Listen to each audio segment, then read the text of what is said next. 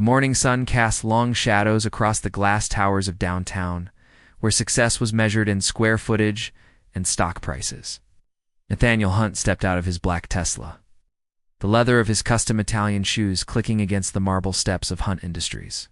At 32, he commanded a tech empire worth billions, his sharp blue eyes reflecting the same cold precision that built his fortune. His dark hair was perfectly styled, his charcoal suit tailored to perfection, and his presence commanded attention wherever he walked. Today felt different, though. The board meeting had been postponed, leaving him with an unusual gap in his precisely scheduled day. His assistant had suggested he'd grab coffee from the small café down the street instead of his usual executive lounge espresso.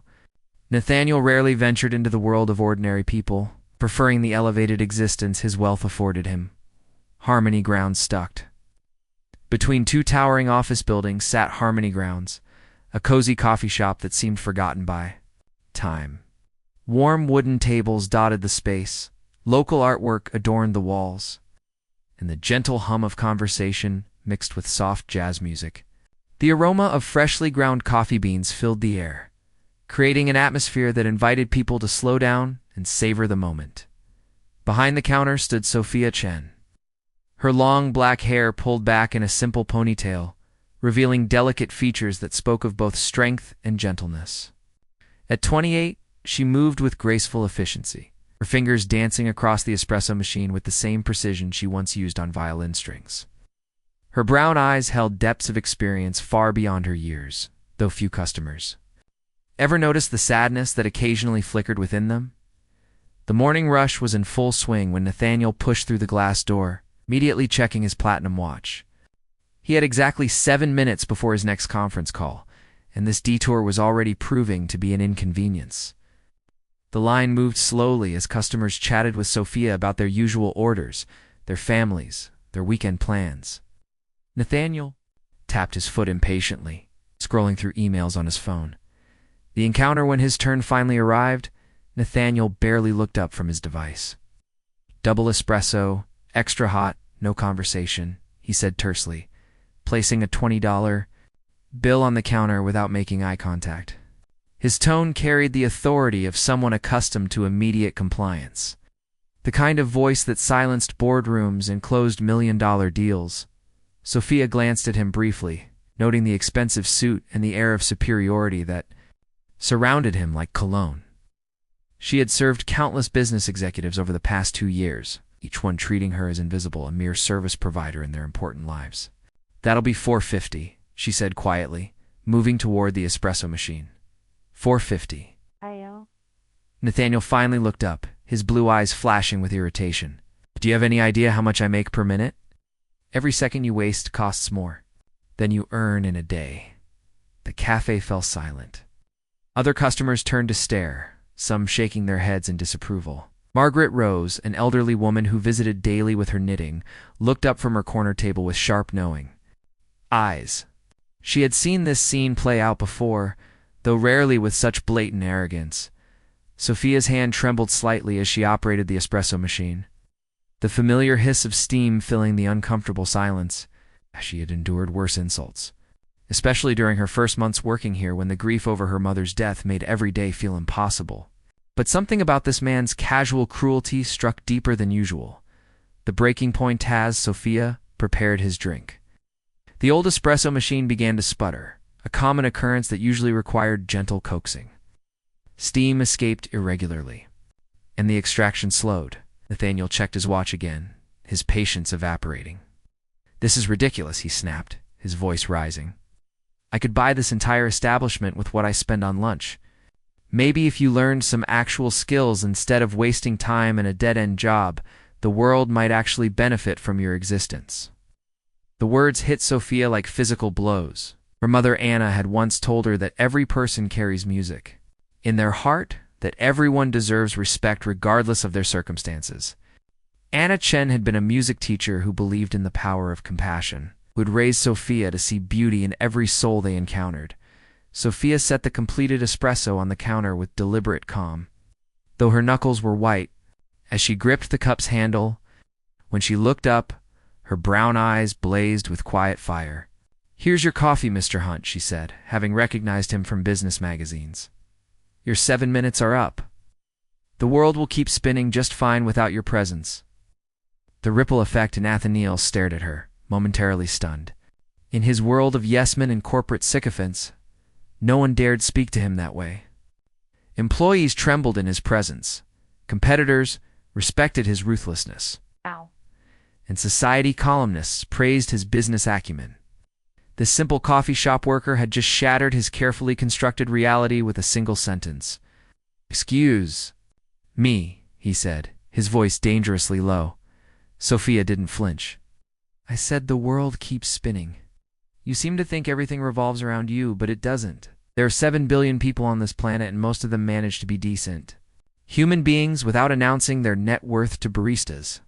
Margaret Rose smiled from her corner, her knitting needles clicking in approval. Other customers nodded, a few even clapping softly. The young couple at table 3 whispered admiringly about Sophia's courage.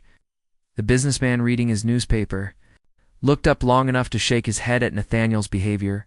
The moment of reckoning, Nathaniel felt something crack inside his chest, a sensation he hadn't experienced since childhood. His perfectly ordered world suddenly felt fragile, built on foundations he had never questioned. This woman, whose name he didn't even know, had spoken truth with the kind of fearless grace he had forgotten existed. He picked up his espresso, noting absently that it was perfectly prepared despite the machine's difficulties. The crema was golden, the temperature ideal, the flavor complex and rich. Someone who made coffee this well-possessed skill and dedication, qualities he claimed to value in his business ventures. "Keep the change," he said stiffly, though his usual commanding tone had lost its edge. He turned to leave, then paused at the door. "What's your name?" Sophia met his gaze steadily. "Sophia Chen.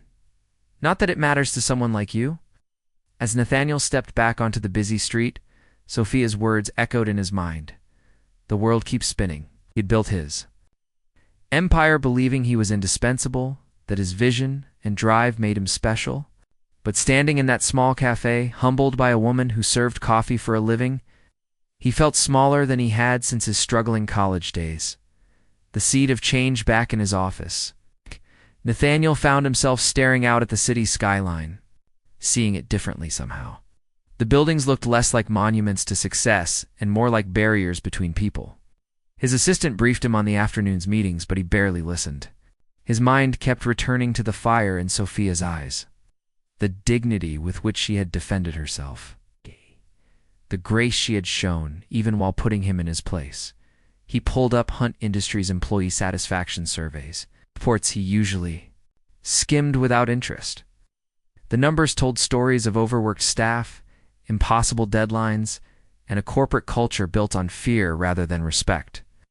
For the first time, Nathaniel wondered if his success had come at a cost he had never bothered to calculate. Meanwhile, at Harmony Grounds, Sophia continued serving customers with her usual gentle efficiency, but Margaret Rose noticed the slight tremor in her hands, the way she blinked back tears when she thought no one was looking. The encounter had shaken her more than she let on, stirring up memories of her mother's teachings about compassion and the worth of every human being. As the day wound down and the last customer left, Sophia locked the cafe door and climbed the narrow stairs to her modest apartment above the shop. There, in the corner, sat her violin case, untouched for months. She traced her fingers along its worn leather surface, remembering when music filled her life with purpose and joy. Before tragedy changed everything, the collision of two worlds had begun, though neither Nathaniel nor Sophia could imagine how. Profoundly, their brief encounter would reshape both their lives. In the space between his arrogance and her dignity, between his wealth and her wisdom, something had shifted in the universe's grand design. The story was just beginning. 3 days had passed since the confrontation at Harmony Grounds. Yet Nathaniel Hunt found himself unable to concentrate on quarterly reports or merger negotiations. Instead, he sat in his penthouse office at midnight, the city lights twinkling below like fallen stars. Sophia Chen's words continued to echo in his mind with persistent clarity. The world keeps spinning just fine without your presence. His brother James had called that afternoon, as he did every few months when his conscience got the better of him. "Still playing the ruthless billionaire, Nate?" James had asked with familiar sarcasm. At 29, James worked as a social worker in the city's rougher neighborhoods, a choice that had created a chasm between the brothers years ago. "Some of us have responsibilities." Nathaniel had replied curtly, though the response felt hollow, even to his own ears. "Some of us have souls," James had shot back before hanging up. Now, alone with his thoughts, Nathaniel found himself questioning everything he had built. His success felt suddenly meaningless, his achievements empty trophies in a game he no longer understood. On impulse, he grabbed his coat and headed for the elevator. The night walker, the streets were quieter at this hour, populated by night shift workers, insomniacs, and those seeking solace in the city's anonymous embrace. Nathaniel walked without destination, his expensive shoes carrying him through neighborhoods he had never bothered to notice from his chauffeur-driven car. As he passed Harmony Grounds, warm light spilled from the upstairs windows. Through the sheer curtains, he glimpsed a silhouette moving gracefully across the room. Then, cutting through the urban silence like a silver thread, came the sound of a violin. The melody was hauntingly beautiful, filled with such profound emotion that Nathaniel stopped breathing. Each note seemed to carry the weight of unspoken sorrow, yet beneath the sadness lay an unbreakable strength. The music painted pictures in his mind: rain on window panes, a mother's gentle hands, dreams deferred but never forgotten. The observer from her usual corner table inside the closed café, Margaret Rose, sat knitting by lamplight. At 73, she had long ago earned the privilege of staying after hours, helping Sophia with cleanup in exchange for the company and warmth the café provided. Margaret had been watching Nathaniel through the window for the past 10 minutes. Noting how the music had frozen him in place, Margaret Rose Washington had lived many lives in her 7 decades. She had been a civil rights activist in the 60s, a nurse during the Vietnam War, and later a music teacher in the city's public schools. Her weathered hands held memories of protest signs and healing touches, of piano keys and knitting needles. Most importantly, she possessed the rare gift of seeing people's true hearts beneath their carefully constructed facades. She watched Nathaniel's face transform as Sophia's violin sang through the night air. The arrogance melted away, replaced by something raw and vulnerable. Margaret had seen this look before, in the eyes of her former students when music first touched their souls and awakened something they didn't know existed within them: the musical genius. Upstairs, Sophia played with her eyes closed, her fingers dancing across the strings with muscle memory perfected over decades.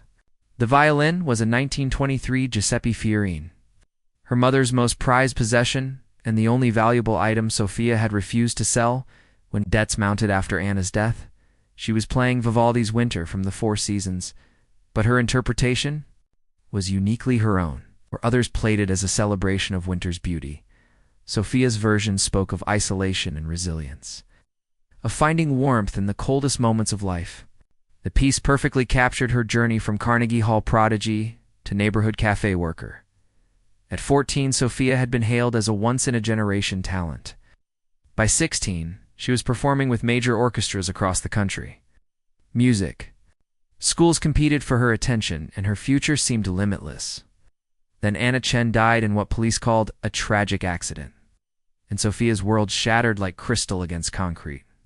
The medical bills came first, then the legal fees. As Sophia fought unsuccessfully to prove her mother's death wasn't accidental. Anna had been receiving threatening letters from Vincent Cross, a powerful music industry executive who wanted to control Sophia's career. Anna had refused, believing that true art couldn't be commodified or controlled. The brothers' interventiones. Sophia's violin sang its mournful song. James Hunt approached his brother from behind. "She's incredible, isn't she?" he said softly, careful not to startle Nathaniel. "James, what are you doing here?" "I work at the community center 3 blocks over. I come by sometimes when I can't sleep. Margaret lets me sit inside and listen." James studied his brother's face in the streetlight. "You look different, Nate. Less like a corporate shark and more like a human being." Nathaniel didn't respond immediately, still captivated by the music floating down from above. Tell me about her, he said finally. Sophia Chen. She's probably the most talented musician I've ever heard. Used to be famous from what I understand. Now she makes the best coffee in the city and plays violin like an angel. James paused, choosing his words carefully. She's also the kindest person I know. Gives free coffee to homeless folks, tutors kids in the neighborhood, never asks for anything in return. Then why is she working in a cafe? 'Cause sometimes life breaks the best people first, James replied. The question is, what are you going to do about it? The mysterious Pastine sighed the cafe. Margaret Rose set down her knitting and approached. The window where the brothers stood? She unlocked the door and invited them in with a gesture that brooked no argument. That child up there has been crying herself to sleep for 2 years, she said without preamble. Ever since she found those letters? What letters? Nathaniel asked, surprising himself with his concern. Margaret's dark eyes studied him intently. Letters that might explain why a perfectly maintained car suddenly lost its brakes on a dry road? Letters that might tell us why Anna Chen died 3 days before she was supposed to testify about corruption in the classical music world. The violin music stopped abruptly, leaving an echoing silence that felt heavy with unspoken truths. Footsteps crossed the ceiling above, then faded toward what must have been a bedroom. Anna Chen was going to expose Vincent Cross, Margaret continued in a whisper. He controls most of the major orchestras, decides which musicians get opportunities and which ones disappear. Anna refused to let him manage Sophia's career, and she was going to reveal how he destroyed other young artists who wouldn't cooperate. The web of corruption, Nathaniel felt a chill that had nothing to do with the night air. Vincent Cross was a name he recognized from society pages and business journals. The man attended the same charity galas Nathaniel frequented, moved in the same elite circles, commanded the same respect among the wealthy and powerful. The police investigation was closed within a week, Margaret said, her voice heavy with years of carried secrets, ruled it an accident. But Anna had been getting death threats for months. Sophia tried to pursue it, spent every penny they had on private investigators and lawyers. That's how she ended up here, serving coffee instead of performing at Lincoln Center. James placed a hand on his brother's shoulder. Now you know why she looked at you the way she did. You walked into her cafe, acting like every other rich man who thinks money makes him untouchable. Just like the man who probably killed her mother. The weight of this revelation settled on Nathaniel like a heavy cloak. His casual cruelty toward Sophia suddenly seemed monstrous, not just rude but deeply harmful. She had survived tragedy and injustice, had lost everything that mattered, yet still found the strength to defend herself with dignity when he attacked her worth. The guardian's wisdom. Margaret. Rose studied Nathaniel's face, seeing the conflict playing out behind his blue eyes. In her years as a teacher, she would learn to recognize the moment when a student's worldview shifted, when they glimpsed possibilities they had never imagined before. That girl up there is pure music, Margaret said softly. It's not just her playing, but her soul. She sees beauty where others see only problems, finds hope where others find only despair. The question is, what kind of man are you going to choose to be now that you know her story? Nathaniel looked up at the darkened windows above the cafe, imagining Sophia alone with her grief and her violin, carrying burdens that would have crushed weaker spirits. How do I make this right? He asked, the question surprising him as much as his companions. You start by becoming worthy of her attention, Margaret replied with a knowing smile. And that young man is going to require more work than building any business empire. The transformation begins as the 3 unlikely companions stood in the quiet cafe, surrounded by the lingering echo of Sophia's music. Something fundamental shifted in the universe's design. Nathaniel Hunt, who had spent years believing that power and wealth made him superior to others, began to understand that true strength came from surviving loss with grace, that real success meant lifting others up rather than stepping on them. James watched his brother's face transform. Seeing glimpses of the idealistic young man Nathaniel had been before ambition hardened his heart. Margaret Rose smiled knowingly, her fingers already working on strategies to bring these 2 wounded souls together in a way that might heal them both. Above them, Sophia lay sleepless in her small bed, her violin silent, but her heart still singing the melodies her mother had taught her. She thought about the arrogant businessman from 3 days ago, wondering why his cruelty had affected her so deeply. She didn't know that below her window, that same man was beginning a journey that would challenge everything he thought he knew about success, about worth, about love. The seeds of transformation had been planted in the most unlikely soil. They needed time, patience, and perhaps a little magic to grow into something beautiful enough to heal to broken hearts and bring justice to a mother's memory. The night held its breath, waiting to see what tomorrow would bring.